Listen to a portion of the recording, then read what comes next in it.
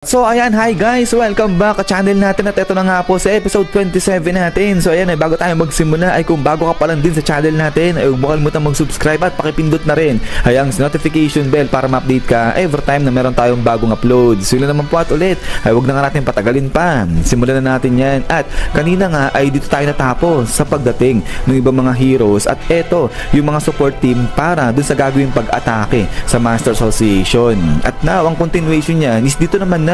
So ito nga ay pinaliwanag ngayon ni Sekingal kung ano yung kanilang magiging trabaho. At yung kanilang trabaho ay sila yung papatay doon sa mga halimaw na tatakas galing sa loob ng Master Association. At sila rin yung magse-secure ng kanilang daanan o yung kanilang evacuation route. At sila yung magpoprotekta rin sa bata. So now dito, tuloy pa nga natin ni Siege na ganito ang mangyayari. Once na sumugod na yung S-Class heroes dun sa loob ng base ng mga halimaw at na-rescue na nila yung bata, ibibigay ng mga S-Class heroes yung bata dito sa mga heroes na to sa support team. At sila yung mag-escort naman yan papunta pabalik dun dito sa kanilang Hero Association. So dapat ligtas nilang may babalik dyan yung bata. Ayan yung pinakatrabaho nila at yung importanteng role nila. At then ay dito nga ngayon pinakilala na etong mga hero na nga na to. At ang unang-una sa listahan ay eto na ang lalaki na to na parang rakista na nagangalang Feather. So itong si Feather, isang A-Class hero yan na ang rango niya 34. At sumunod naman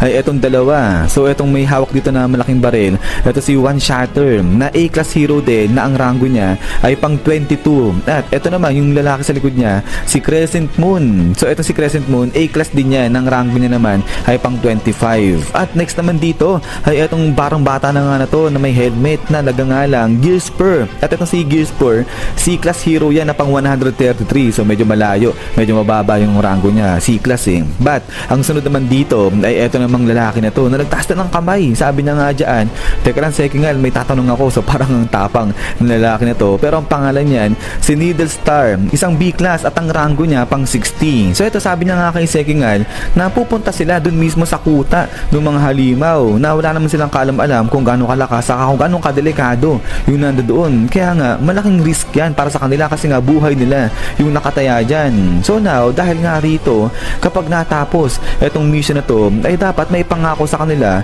na mapupunta sila sa mataas na rango, sabi ng ganyan. So ito ngayon, biglang sabi ni Sekingal, okay sige kung ganun, pinapangako ko, sabi ng ganyan. So kaya ayun, natuwa ngayon, napatulon ngayon dyan etong si Captain Miyuki natin o Mizuki pala. At then ay pagkatapos nga niya dito nga pakpakala, sige, pinagpapalo nila rito etong si Needle Star kasi ang ganda nung pagkaka-negotiate niya kay Sekingal, ang smooth lang. So ito nga ngayon ay habang happy nga sila rito, tingin-tingin etong si Siege sa kanila. Sabi nga dito ni Siege kay Sekingal, sigurado ba etong si Sekingal dito sa mga to kasi ito parang laro lang sa kanila yung gagawin nilang pagsugod dun mismo sa Master Association. So ito sabi nga ni Sekingal, huwag mag-alala dyan si Siege kasi nga etong mga heroes na to ay malulupit yan, gaganyan-ganyan lang. At sa tingin nga raw dito ni Sekingal, yung iba dyan baka umabot pa na maging S-Class heroes. At least yun nga raw yung na-expect na sa mga to. But then ay ito nga habang happy rito itong mga ibang heroes natin ay biglang may lumapit dito kay Siege at binubulong nga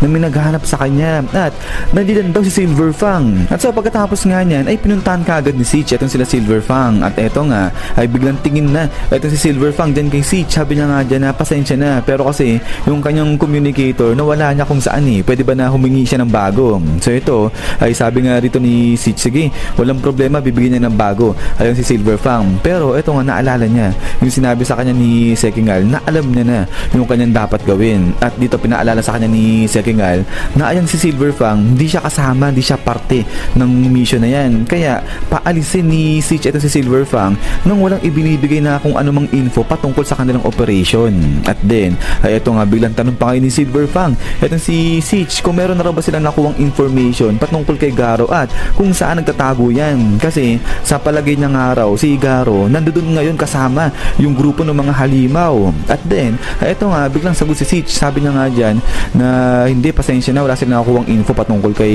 Garo. Pero ito medyo pinapawis itong si Siege at sabi niya nga dito na Silver Fang mahusay yung ginawa niyong pagtalo ni King dun kay Elder Centipede. Pero ang tuloy niya nga rito ay bakit hinayaan ni Silver Fang na makatakas si Garo, nasa harapan niya na yan. So totoo daw ba na may dumating lang na halimaw na nanggulo kaya ayan nakatakas tuloy si Garo. So ito sagot si Silver Fang, sabi niya nga dyan, ay pinagsuspechahan ba nila itong si Silver Fang? Ang ibig ba nilang sabihin na talagang kusang pinatakas o pinalaya lang ni Silver Fang si Garo? So ito tahimik lang dyan itong si Bam habang nakatingin sa Silver Fang. Pero ito nga biglang sagutan si Siege, sabi niya nga dyan, pasensya na kasi ang gulo talaga, ang dami nang nangyayari, sa mukhang naapektuhan na talaga itong pag-iisip niya, sabi niya ganyan. Pero ayun, ay biglang sabi nga lang dito ngayon ni Siege na sige, ibibigay na lang dun sa staff niya yung communicator nito ni Silver Fang, yun na lang yung magbibigay dyan kay Silver Fang. At ito, mauuna na siya, alis na siya.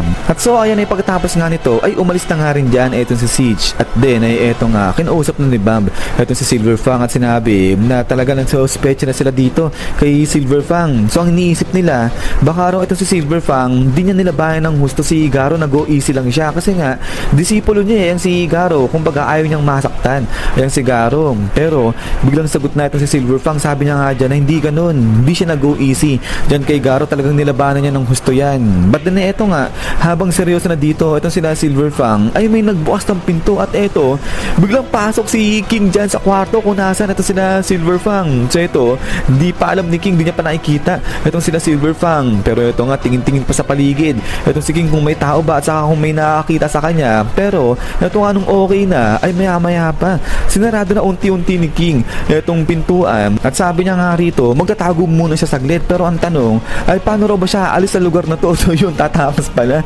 itong si King dyan sa lugar na yan. But then ay maya-maya pa, ito nga, biglang pinunta ni Silver Fang itong si King, sabi niya nga dyan, hoy King, anong ginagawa mo? So dito na, gulat, napasigaw talagang takot na takot itong si King dyan. At so dito nga, hingal na hingal ngayon, takot na takot itong si King, sabi niya nga dyan, Silver Fang, anong ginagawa mo rito? Ba't nandito ka? Sabi niya ganyan. So ito, sabi nga ni Silver Fang, meron lang kasi siyang inaasikaso. So yun, anong ginagawa ro ba ni King dyan? Ba't siya nandiyan dyan?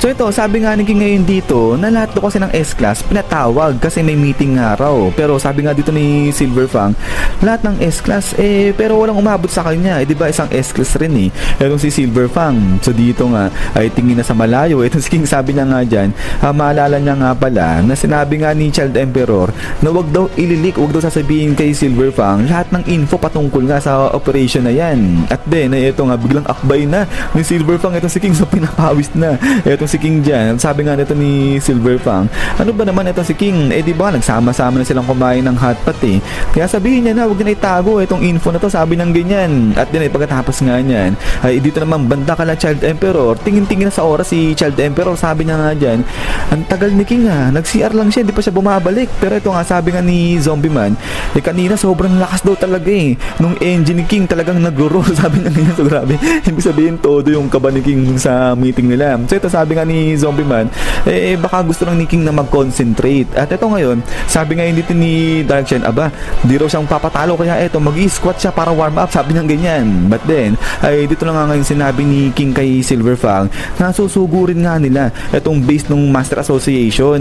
So ito, ay biglang sabi nga ni Silver Fang to think na siya at saka si Genos ay hindi sinama sa mission na yan. Ibig sabihin, nawala na yung tiwala ng Hero Association sa kanilang dalawa. Pero ayan, habang nag-uusap si King saka nga itong si Silver Fang, ay ayun naman si Bam, kumuha na nga siya ng dyaryo. At ito, pagkabasa nila ng dyaryo, ay nabasa nga nila na yung mga halimaw, hino-stage yung bata, may kinidnap sa ng bata. At dito na nga nila na-realize ngayon kung ano yung sitwasyon ng Hero Association. At then, ay dito na nga ngayon tinanong ni Silver Fang itong si King kung alam na ba ni Saitama na yung pinaka-base o yung headquarters ba ng Master Association nandiyan lang within sa may Ghost City. So ito, sabi nga ni King, sa tingin niya hindi, kasi kung alam niya ni Saitama ay pinuntahan kaagad mag-isa ni Saitama, sinugod niya kaagad yun. At ito ngayon, paliwanag ngayon dito ni King na yung Hero Association nga susugod na sila diyan sa may Master Association. At now, silang mga S-Class, may mga kanya-kanyang ruta sila na dadaanan. At ibig sabihin, etong si King may naka-assign sa kanya